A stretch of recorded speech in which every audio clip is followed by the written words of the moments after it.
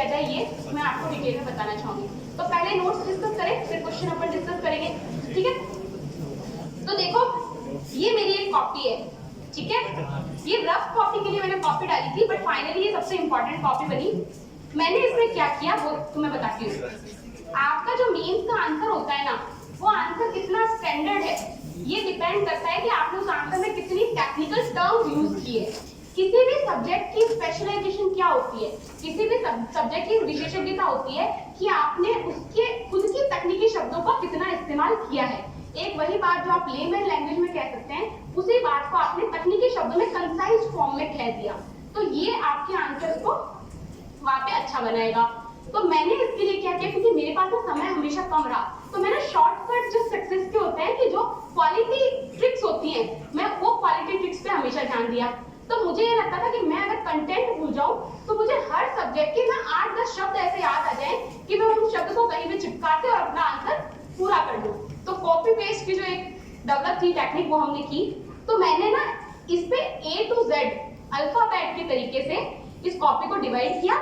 A लिखा है ना, फिर 2-3 पेपर छोड़ के B लिखा, ऐसे करके मैंने Z तक इसमें लिखा लास्ट में।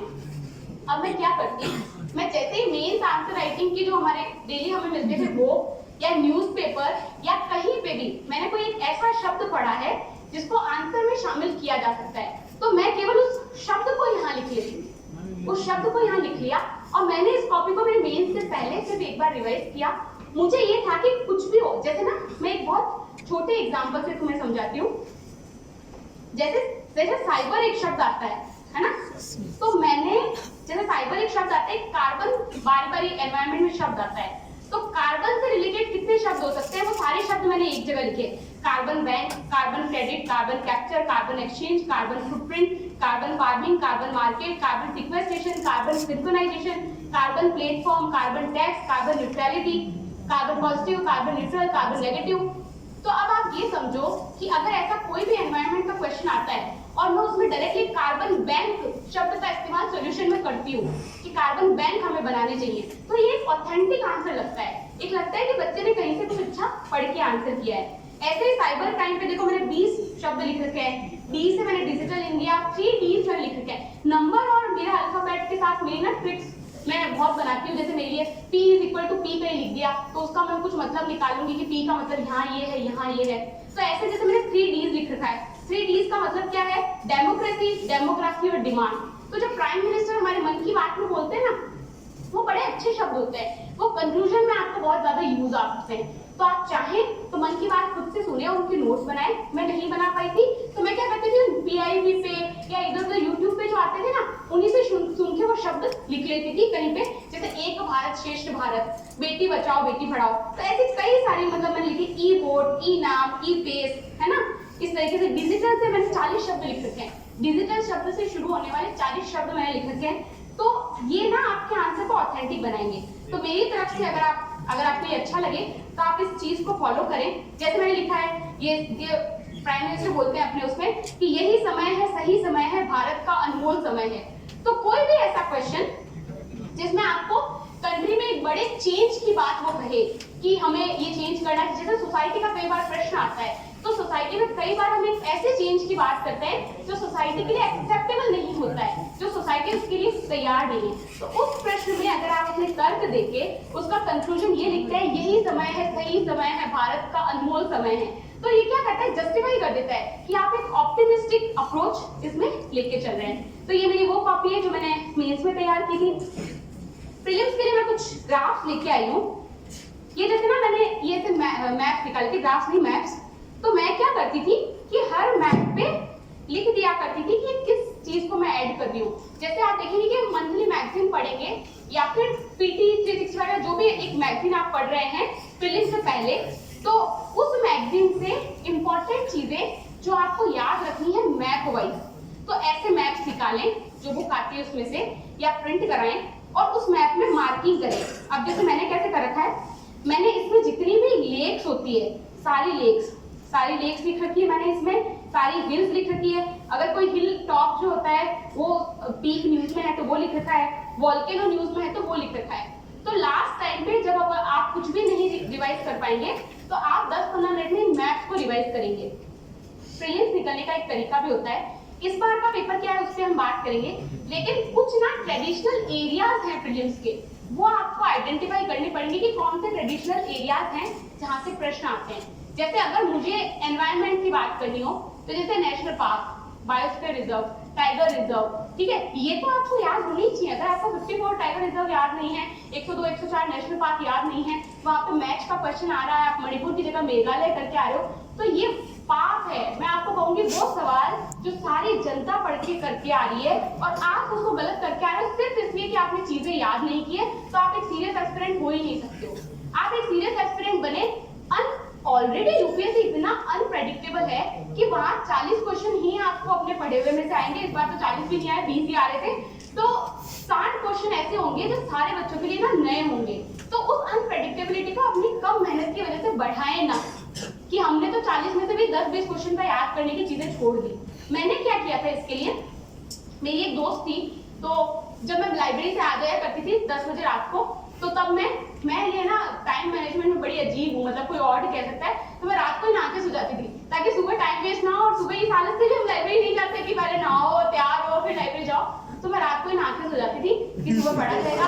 तो ये मैंने एक्चुअली प्रीलिम्स में किया है। मैं प्रीलिम्स के 2 महीने पूरा 22 मार्च से 5 जून तक मैं रात को ही नहा के सोई हूँ। तो मेरे घर वाले कहते थे कि ये देखो लोग कहेंगे डॉक्टर साहब ये करते हैं, तो मैं कहती थी लोगों को कौन बताएगा, मैंने बता दिया है, ठीक है।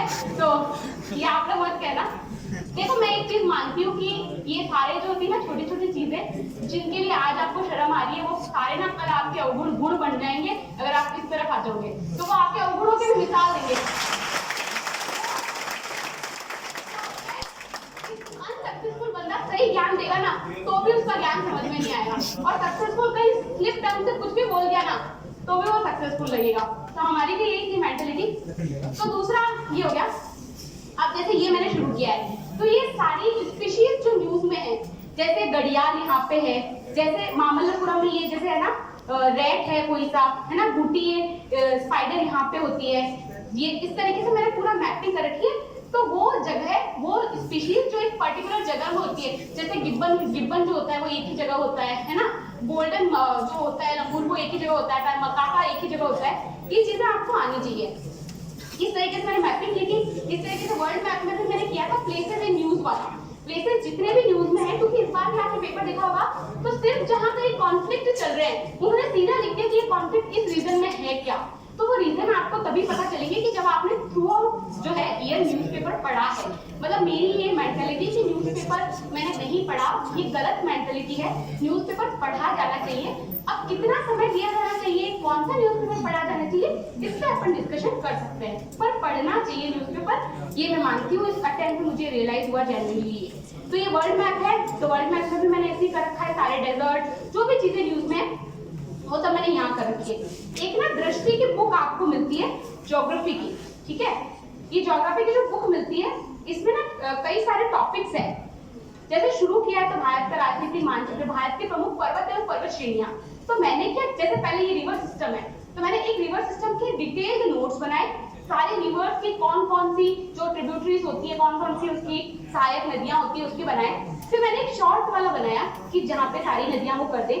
ऐसे ही जैसे पर्वत सिस्टम है हमारा, माउंटेन सिस्टम है, तो मैंने पूरे माउंटेन के देखो नोट्स ना यही बना दिए। यही चीजें आपको करनी है, अपनी मेहनत को मेहनत करके ऐसा करो कि आगे की मेहनत कम हो, आगे आपको चीजें जो है इजीली अवेलेबल हो। अब मैं यहाँ अगर माउंटेन को मार्क करती हूँ और फिर मैं वहां कॉपी ढूंढती हूँ कि इसकी डिटेल कहाँ है, तो कितना टाइम वेस्ट होगा। ये नहीं होना चाहिए, टाइम बचाना है, तो मैंने इसकी डिटेल को यही लिख दिया सारे माउंटेन लाइन से। और इसमें देखो मैंने कैसे पॉइंट्स, देखो यूपीएससी की पूरी तैयारी इज अबाउट कि आप कितने पॉइंट निकाल ले जाते हैं। कहीं पे भी आपको क्या समझ आता है कि इस सवाल में कितने पॉइंट हो सकते हैं।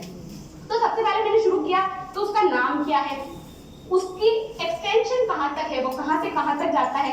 कोई नदी अगर उसकी बाउंड्री बना रही है तो मैंने वो नदी बना के उसका नाम यहीं पे लिख दिया है। उसके बाद में अगर उसमें कोई पासेस हैं तो कहते हैं घाटियां हैं, पासेस हैं, दर्रे हैं, तो वो सब मैंने यहाँ लिख दिए।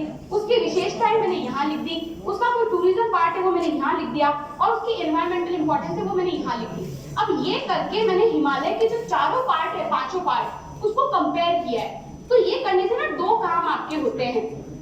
पहला काम तो ये कि एक हिमालय की जितनी चीजें हैं वो पॉइंट वाइज आपके पास आ गई, ठीक है, वो पॉइंट वाइज आपके, तो अगर पर्टिकुलरली किसी जैसे ट्रांस हिमालय का कोई क्वेश्चन पूछा है तो आपको वो सारी डिटेल पता है। फिर आप जब यूपीएससी का पेपर देखेंगे तो आप देखेंगे ट्रांस हिमालय से ग्रेटर हिमालय को कंपेयर करके यूपीएससी का जो प्रश्न पूछा है कि इसका स्लोप इधर है, इसका स्लोप इधर है, क्या इसकी डाइवर्सिटी ज्यादा है या इसकी डाइवर्सिटी ज्यादा है। तो अगर ये कंपैरिजन आपने कर रखा है तो आपको ना वहां पे एकदम जगह याद आएगी कि मेरी कॉपी में मैंने वहां पे ये लिख रखा है। तो वो जो कॉन्फिडेंस होता है टेस्ट पेपर में, जो कॉन्फिडेंस आप धीरे धीरे बिल्ड करते हो, वो कॉन्फिडेंस जो आपका फाइनल पेपर में होता है, वो आपके जब टिक लगाते हो ना कॉन्फिडेंस से कि हाँ ये तो मैं पढ़ के आई हूँ, वो कॉन्फिडेंस आपका अगला क्वेश्चन सही कराता है। इस गलती को कैसे समझ सकते हो? जब मेरा सेकंड अटेम्प्ट था, मतलब फर्स्ट अटेम्प्ट तो बिल्कुल ही किताबों का नाम नहीं पता था, सेकंड अटेम्प्ट थोड़ा पढ़ के दिया था कि ये पता था कि लक्ष्मीकांत है, एक बार ही पढ़िए, स्पेक्ट्रम एक बार ही पढ़िए। मेरा पेपर ए कोड वाला था और उस ए कोड में सबसे पहले शुरू हुई इकोनॉमिक्स, ठीक है, शुरू की, खतरनाक लगी, थोड़ा टाइम वेस्ट हुआ, नहीं हो पाई मैनेज, जैसे तैसे की। फिर पीछे से शुरू किया, पीछे भी इकोनॉमिक्स, वो भी नहीं मैनेज हो पाई। तो मतलब अब आप ये देखो कि मतलब एमबीबीएस की हुई मैं, तो मैं इकोनॉमिक्स की मास्टर तो नहीं हूँ, और वो भी तब जो पीवाई क्यू सारे बच्चे करके आए